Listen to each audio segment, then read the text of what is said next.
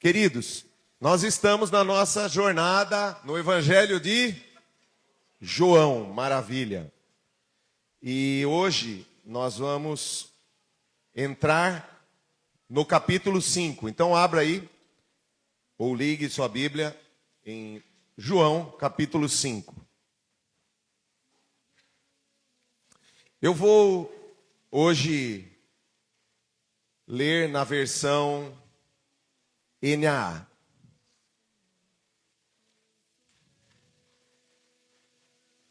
Muito bem. É a história da cura de um paralítico. São 18 versículos. Acompanhe atentamente essa leitura. Passadas essas coisas, havia uma festa dos judeus, e Jesus foi para Jerusalém. Existe ali junto ao portão das ovelhas um tanque, chamado em hebraico Betesda, o qual tem 5 pórticos, que são 5 portas.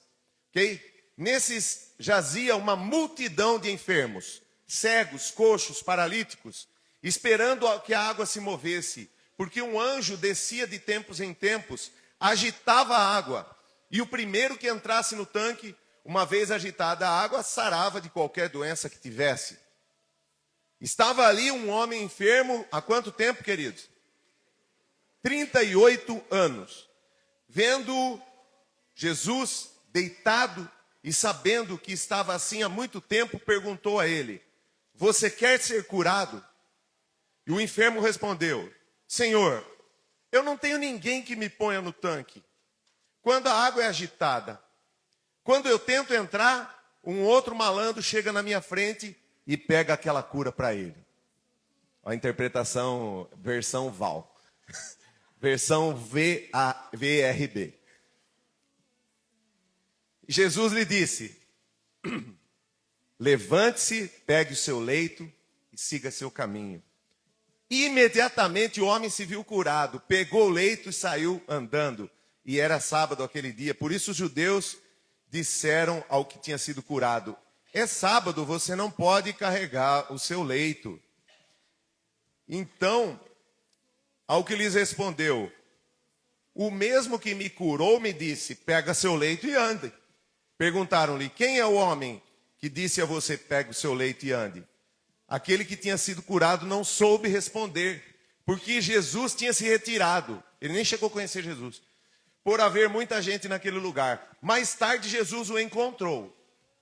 Jesus foi lá atrás dele e disse: olhe, presta atenção nessa frase, que vai ser o centro da pregação.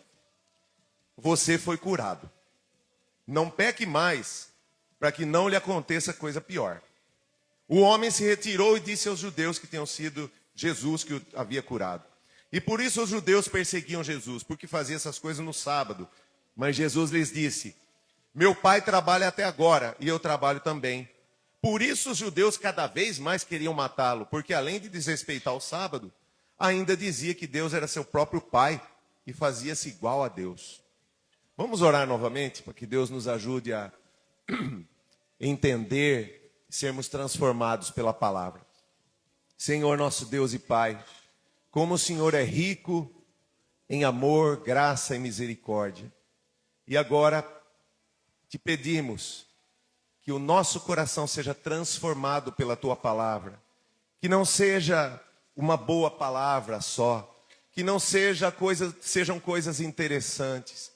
Mas muito mais do que isso.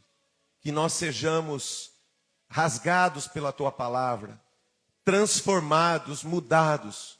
Porque a tua palavra carrega o poder quando o teu Espírito age em nós.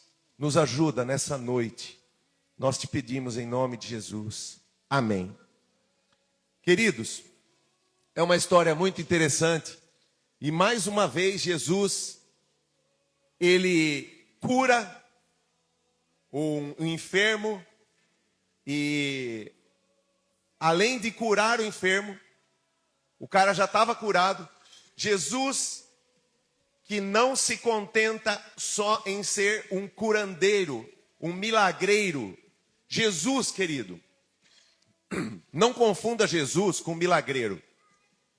Jesus não é um entregador de milagres. Jesus é o nosso Salvador. Jesus Ele é Deus e Ele nos resgatou para andarmos com Ele. Então Ele não se contentou em entregar um milagre. Ele falou para o cara, pega o teu leito e anda. E o cara saiu andando. Mas depois ele foi atrás do cara. Falou, ó, eu tenho um recado para você.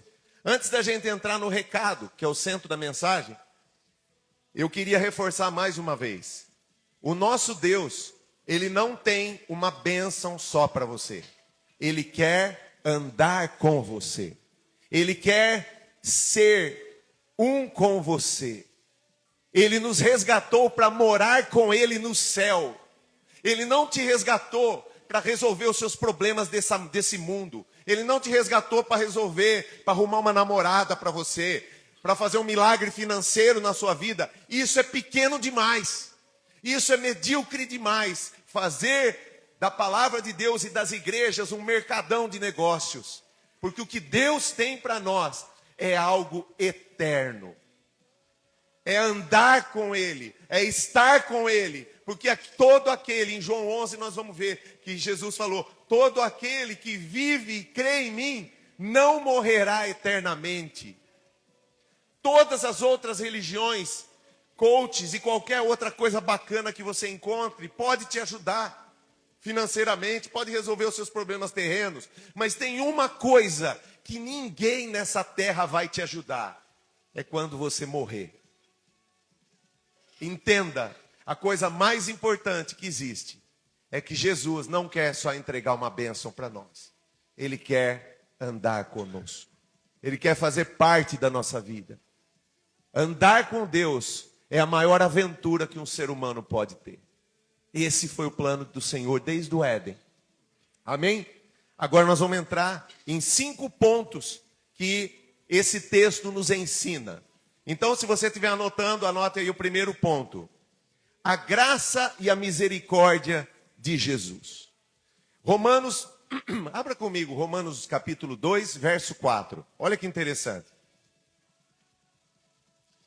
Ou será que você despreza a riqueza da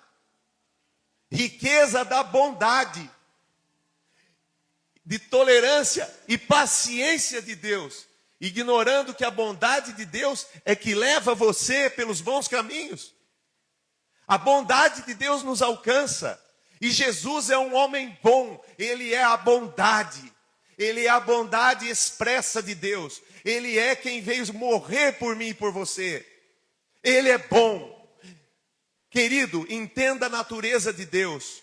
Havia um homem desprezado. Tem um versículo ali que diz, ele fala assim, eu não tenho ninguém que me jogue no tanque. Eu não tenho ninguém. Peraí, Mari. É o verso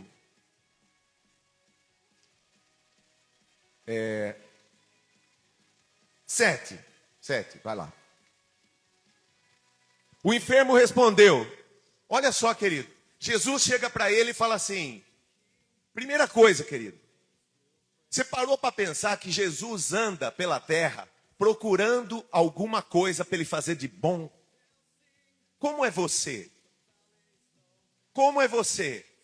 Você lembra que Davi teve um momento na vida dele onde ele estava no auge e ele falou assim, ele senta lá no palácio e ele fala assim, procura alguém da família de Saul, o cara que perseguiu ele. Ele falou assim, procure alguém que eu quero exercer bondade com alguém. Entenda, querido, o cristão que quer ter o caráter de Cristo em si, precisa aprender a treinar a bondade. Eu queria dar uma missão para você. Quando você acordar amanhã cedo, segundona, você acorda e você acorde e pense assim no seu coração, com quem eu vou ser bom hoje? Quem eu vou ajudar hoje? E eu acho que o auge da maturidade cristã é quando você se desprende de você e a sua alegria passa a ser viver para glorificar a Deus e para ajudar pessoas. Eu quero viver muito para ajudar pessoas. Você também quer? Vida longa àqueles que querem servir e glorificar a Deus. Amém? Olha lá, falei uma frase nova. Guarda essa frase. Sabe por quê, querido? A terra precisa conhecer a bondade de Deus. Jesus, um homem bom, que entra no lugar e enxerga o cara que ninguém enxergou 38 anos. 38 anos, invisível, doente, jogado naquele lugar. Jesus é um homem bom. A bondade dele se espalha pela terra. A bondade dele vem sobre nós, nos toca, assim como tocou esse homem, pecador e doente, deixado à margem. Mas a bondade de Deus é grande demais e ninguém escapa a ela. Amém? Deus é bom. Que bom nós descansarmos no fato de que Deus é sempre bom. E no futuro, Deus será bom conosco. Amém? E Deus será bom com os seus filhos. E Deus será bom com os seus netos, porque Deus não morre. Deus é eterno. E Ele é sempre bom. E a sua misericórdia se renova de geração em...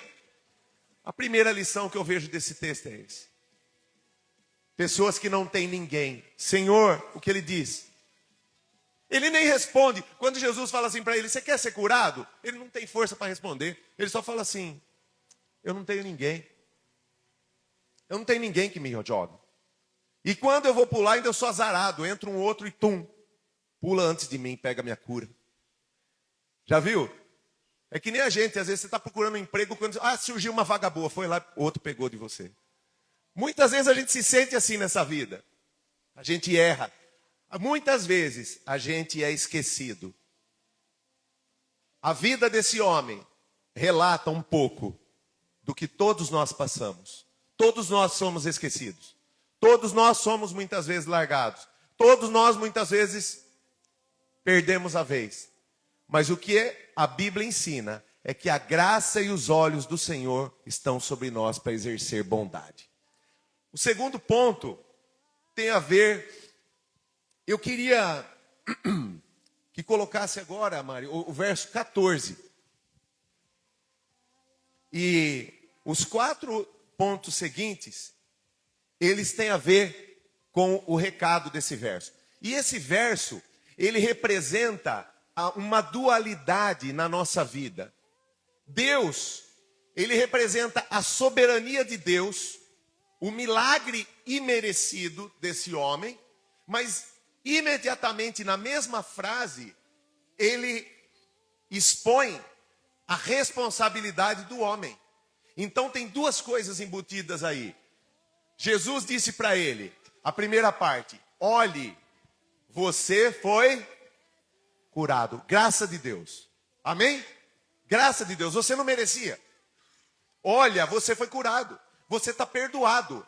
Presta atenção. Você ficou 38 anos aí, eu cheguei e pum, te dei. Mas daí vem a segunda parte. Aí vem a responsabilidade do homem.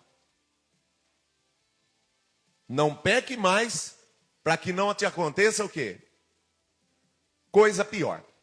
O segundo ponto do nosso aprendizado, que eu considero, é que nós não temos noção do quanto o pecado é maligno. Eu queria que você anotasse a letalidade do pecado. O pecado é mortal. O que Jesus dá uma advertência para ele, fala assim, cara, eu agi com graça sobre você. Você tinha uma vida de pecado. Mas agora, eu quero que você ande num outro caminho. Qual é o sentido de arrependimento? Queridos, arrependimento não é chorar. Arrependimento não é falar palavras bonitas. Pode ser, pode envolver choro, pode. Mas de fato e de verdade, sabe o que é arrependimento? É mudança de direção. Você está indo para um caminho errado e você vira e vai para outro. Então Jesus vira para ele e fala assim, olha, muda a sua vida. Porque senão pode te acontecer o quê? Coisa pior. Sabe, queridos, nós devemos aprender para o nosso bem a odiar o pecado. Porque o pecado muitas vezes parece inofensivo. O diabo vende o pecado como se fosse uma coisa tranquila. Pode fazer, não vai dar nada. É ou não é verdade? A gente não escuta isso quando a gente é entusiasmado a pecar? Pode fazer que não vai virar nada. Ah, é só um pouquinho, não vai dar nada. Vai dar. Vai começar como nada. Vai começar como um recadinho e vai terminar com um adultério que vai estragar toda a sua vida. Vai começar com um dinheirinho desviado e vai terminar com você sem emprego e a sua vida arruinada. Não é assim que funciona? Sabe, quem tiver um pouquinho mais de idade vai lembrar de um episódio do Césio 137. Quem lembra disso? Bastante gente da minha idade aí, né? Do meu tempo, né? Como diz. Para ser bem velho mesmo, gente do meu tempo. Querido, o Césio 137 foi um material radioativo descoberto em Goiânia, através dos catadores de papel de reciclagem. E eles foram reciclar e encontraram uma cápsula. Eles quebraram a cápsula, só que era um material radioativo. E quando a cápsula abriu, havia um pó azul, lindo, fosforescente. E todo mundo passou a brincar, crianças e adultos, a mexer com aquilo lá. Morreram 4 pessoas de imediato e 110 mil pessoas foram impactadas, muitas com câncer. O Fabrício deve ter acompanhado, né?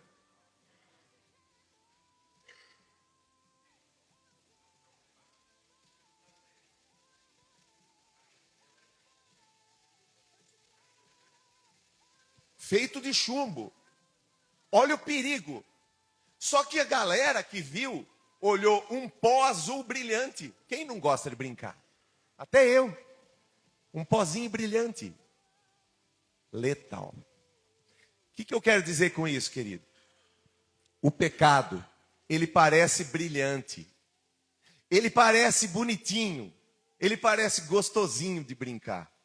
Mas no final, termina com morte. E Jesus dá uma advertência àquele homem. Ele fala assim: olhe, você já se danou o suficiente. Você ficou 38 anos, cara. Veja que as coisas não piorem.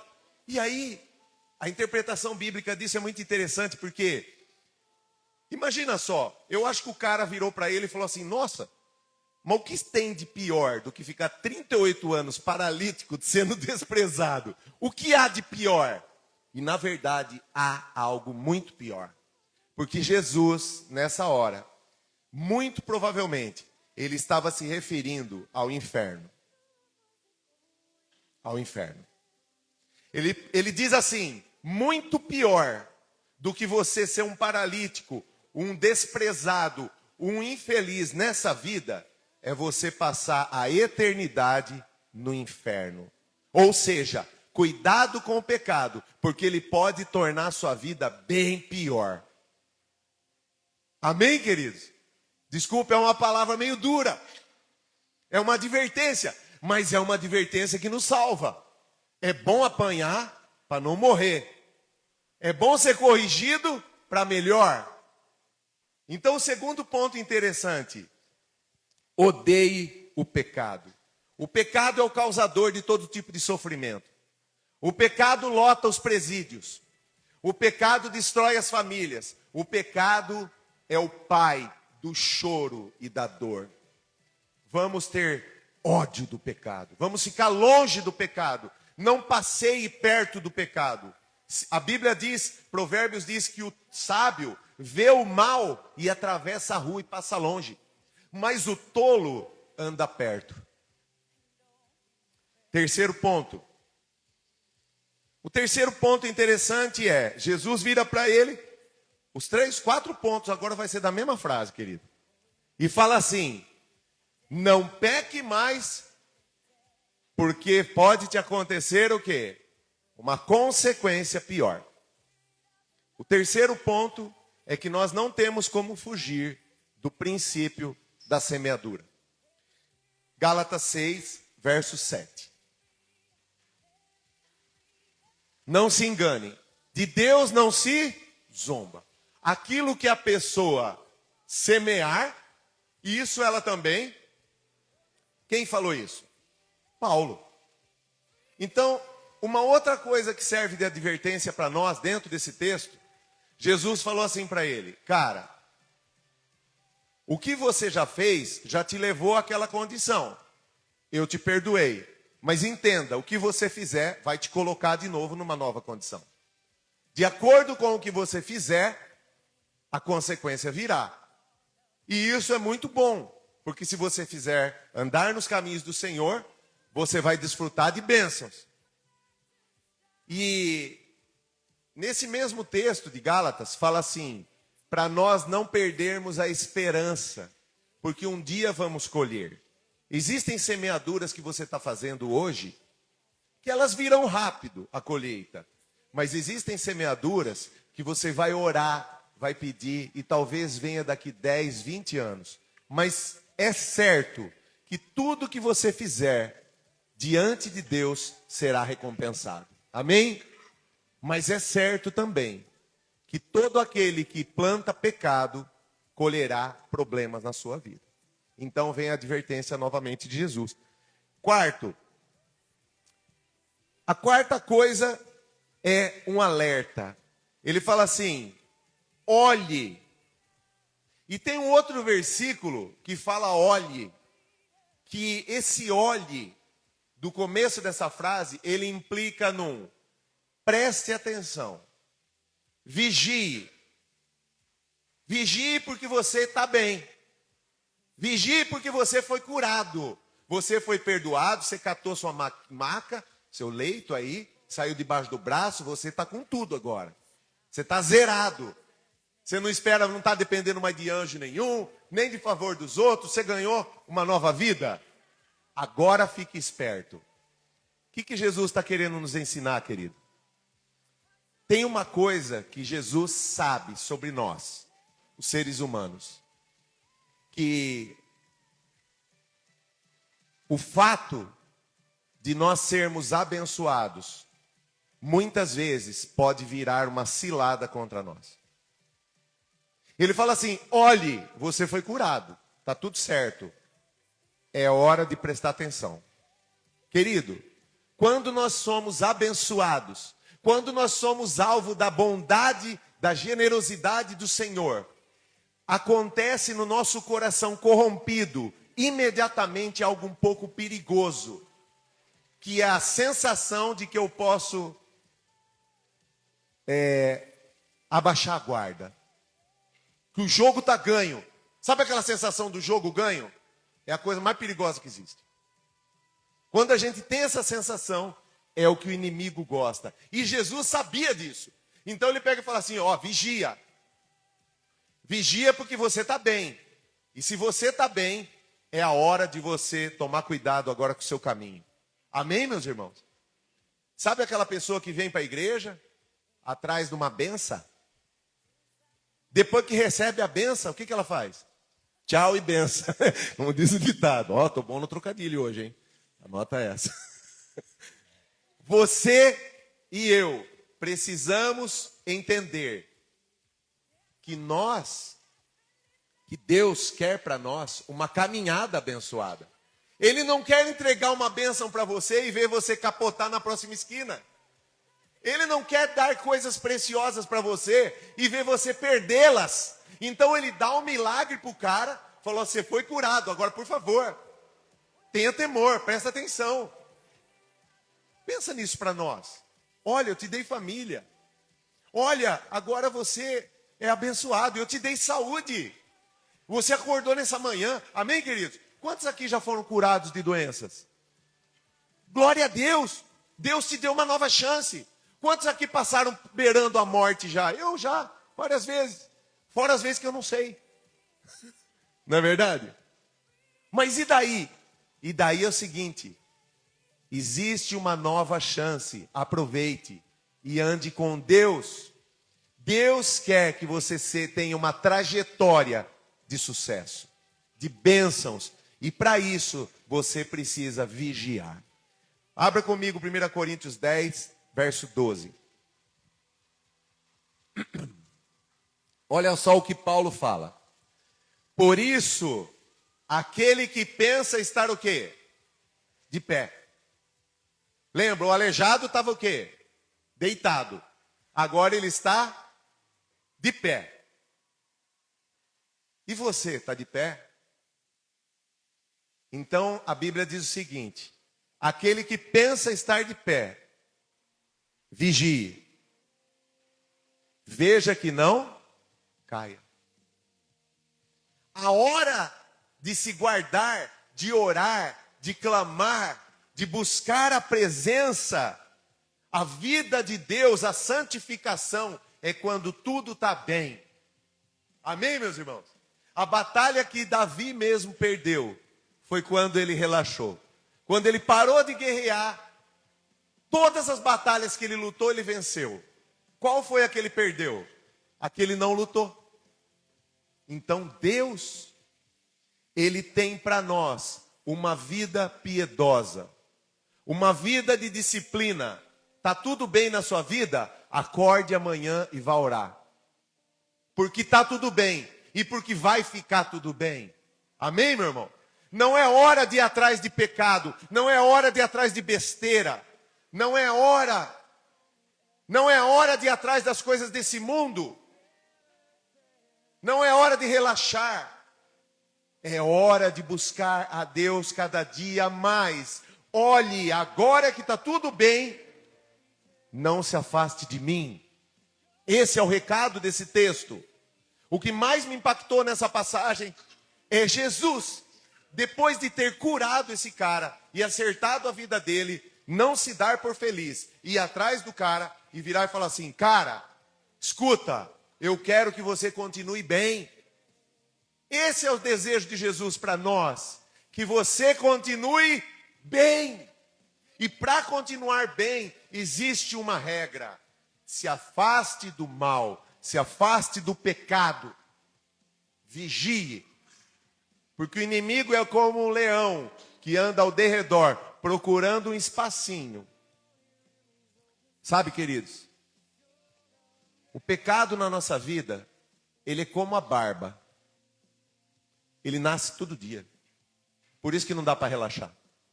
Você já reparou que você está bem? Você está espiritual num dia, 2, 3 dias você está espiritual. Aí de repente, do nada, você fala uma asneira. Ou você acorda meio torto. Sou só eu assim? Ou você tem uma ideia ruim. Do nada você tem uma ideia ruim. O que é isso, querido? É a barba crescendo. É o pecado brotando do nada.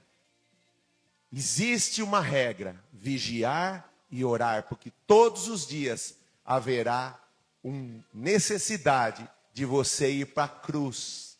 Por isso que Jesus pegou e falou assim: quem quiser me seguir, tome a sua cruz quando? Uma vez por ano, na Páscoa. Não. Dia após dia. Vá para a cruz, confesse seus pecados, se levante e fale: não sou mais eu quem vivo, mas Cristo vive em mim. Sai daqui pensamento mau, sai daqui Satanás, sai da minha casa, sai da minha família, sai do meu caminho. Eu não vou perder a bênção. Amém, querido? Seja um guerreiro, seja um guerreiro. E o guerreiro é quem enfia a cara em Deus, na sua palavra, e obedece. Último.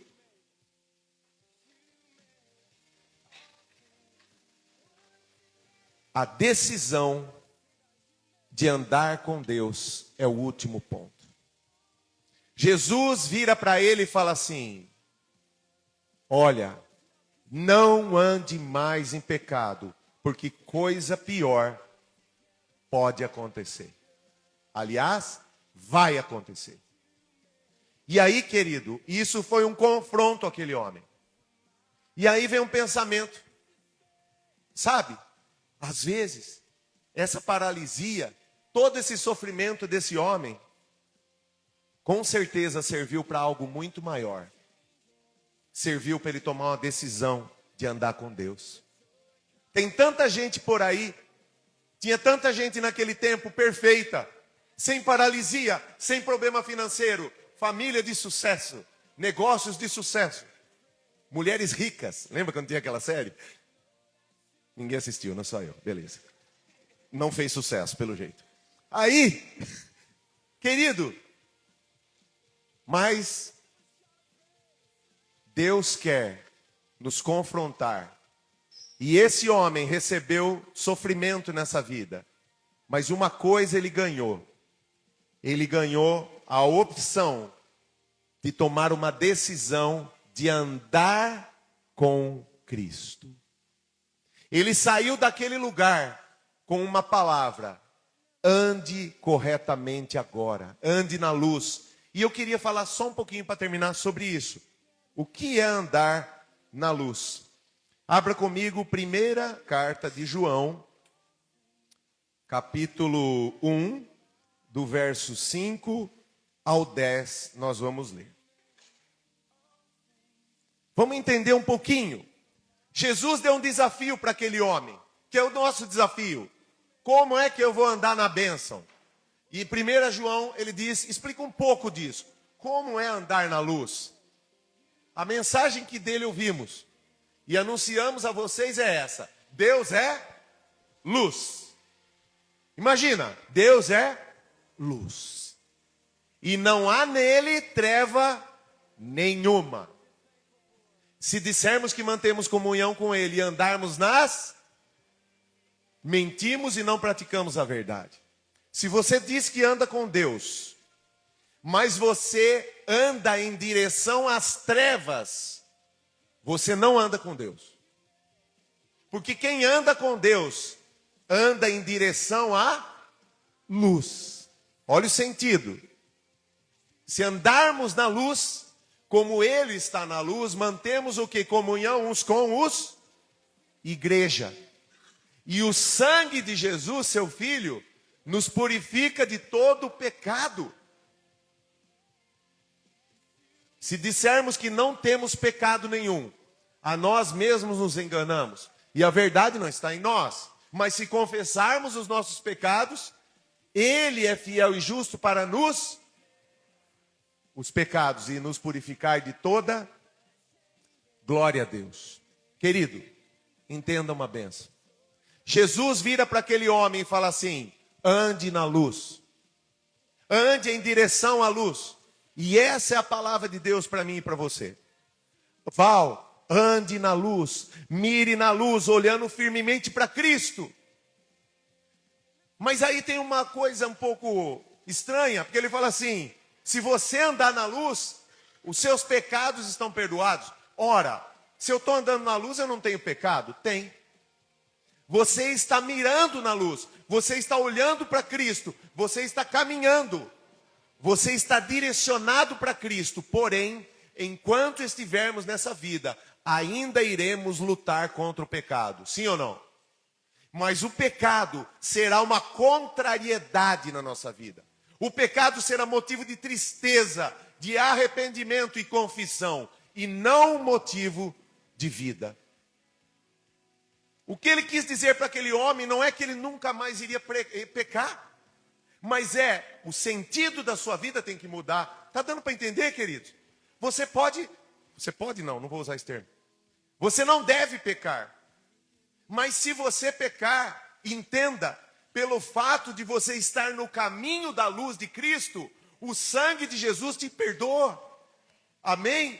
Deus é tão misericordioso que até nas nossas quedas, quando a nossa vida está inclinada ao Senhor, a misericórdia do Senhor te acompanha, porque Ele sabe que nós somos pó. Ele sabe que a gente erra até querendo acertar. Então Ele pega e fala assim: se você andar na luz, se você andar no caminho da luz, o sangue de Jesus está à sua disposição, porque você se colocou de olho em Cristo. E quem olha para Cristo está coberto pelo sangue de Cristo. Que isso não seja motivo de pecado. Olha só o capítulo 2 de 1 João, verso 1, que ele fala com carinho. Olha como é que João fala. Ele fala para nós, ele fala para os filhos. Ele fala: filhinhos, eu vos escrevi essas coisas para que vocês aproveitem e pequem, porque o sangue de Jesus está lá à disposição. É isso? Graças. Não é isso. Eu escrevi essas coisas para que vocês fujam do pecado. Mas se alguém pecar, temos um advogado junto ao Pai. Jesus Cristo, o justo. Jesus Cristo, o justo, morreu por aqueles que creem nele, que andam direcionados a ele, que lutam por andar com ele, que fogem do pecado e quando cometem, têm o seu advogado junto ao Pai. Amém, querido? Você já sabe, você imaginou o que é isso? Você já imaginou que Jesus está à direita de Deus nessa hora? Ele está olhando para você e ele está falando assim: Senhor, abençoa Hetô. Eu morri por causa dele. Eu perdoei os pecados dele. Abençoa o Val. Isso que o Val fez não é certo, mas ele quer o Senhor. Isso que o Val fez não está correto. Querido, o que seria de nós sem o nosso advogado? Nós estaríamos condenados à morte eterna.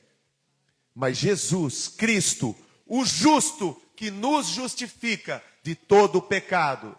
E para ter o seu pecado perdoado, o capítulo 1, verso 9 diz que basta que você faça o quê? Confesse. Senhor, eu aceito. Confessar é concordar. Eu concordo que eu estou errado aqui.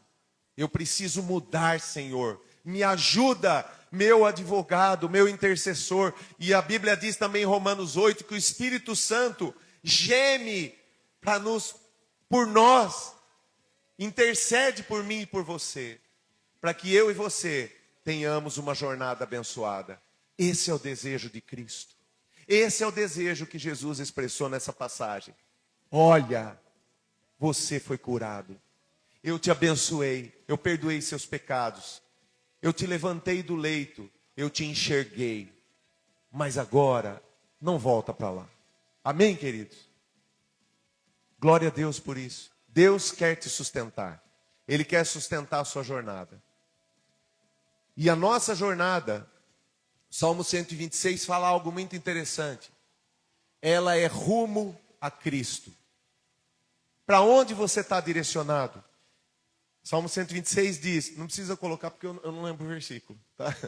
Mas fala assim que a vereda do justo, o caminho daquele que é filho de Deus, é como a luz da aurora. Quem sabe o que é a aurora?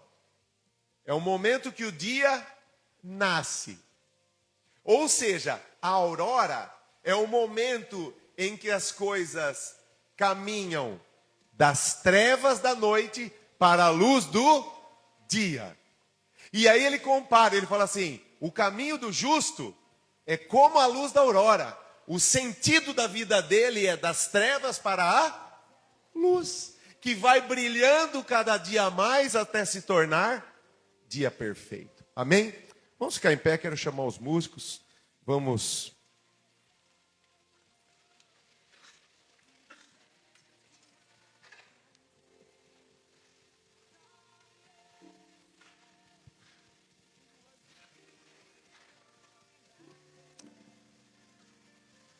Eu gostaria de orar com vocês. Gostaria que você fechasse os seus olhos e começasse a agradecer ao Senhor. Assim como esse doente, desprezado e aleijado, estávamos todos nós. Mas o Senhor nos encontrou. O Senhor nos encontrou assim como encontrou aquele homem. Ele olhou para nós e disse, você quer ser curado? E você disse sim, querido. E eu gostaria que você nessa noite renovasse esse voto ao Senhor. E falasse esse sim a Ele. Sim, Senhor, eu quero ser tocado. Talvez você esteja como aquele homem, sem forças nem para explicar, nem para dizer sim. Somente dizendo, eu estou sozinho, ninguém me toca, ninguém me ajuda. E ainda, quando eu vou fazer as coisas, nada dá certo. Mas o Senhor é o Deus da graça e da misericórdia sobre a sua vida. Eu quero te convidar a orar comigo nessa noite. Se vocês puderem todos repetir essa oração. Senhor Jesus, eu preciso do Senhor. Eu abro agora o meu coração e eu te recebo como o meu único Salvador e Senhor da minha vida. Eu desejo estar dentro do teu plano para a minha vida. Amém. Amém. Vamos cantar essa canção?